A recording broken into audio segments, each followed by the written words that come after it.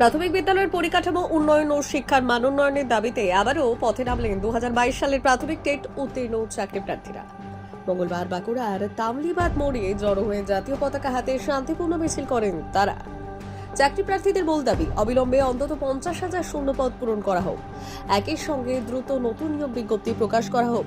আন্দোলনকারীদের অভিযোগ, দীর্ঘদিন ধরে প্রাথমিক শিক্ষা বিভাগে বিপুল সংখ্যক শূন্য পদ পড়ে রয়েছে। এর ফলে একদিকে যেমন গ্রামীণ স্কুলগুলিতে শিক্ষার মান রক্ষিত হচ্ছে না, অন্যদিকে চাকরি প্রার্থীরাও অনিশ্চয়তায় দিন কাটাচ্ছেন।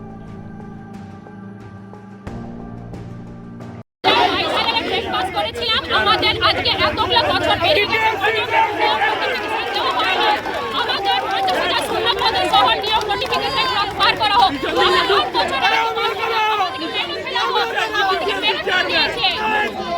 আমাদেরকে 50,000 শূন্যপদের সহ আমাদের নিয়োগ নোটিফিকেশন অবিলম্বে দেওয়া হোক।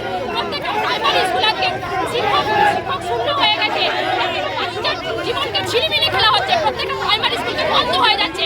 আমাদেরকে 50,000 শূন্যপদে অবিলম্বে নিয়োগ নোটিফিকেশন বার করা হোক। 50,000 শূন্যপদে নিয়োগ নোটিফিকেশন ডিপিএসসিতে মাননীয় চেয়ারপারসন স্যারের সঙ্গে দেখা করতে এসেছি। উনি এসে আমাদের সাথে কথা বলুন এবং আমাদের দাবিগুলো সঠিক জায়গায় পৌঁছাক। আমরা এটাই চাই। 371টি বিদ্যালয়ে আমাদের বাঁকুড়া জেলাতে হয় একজন শিক্ষক, না হলে শিক্ষক নেই।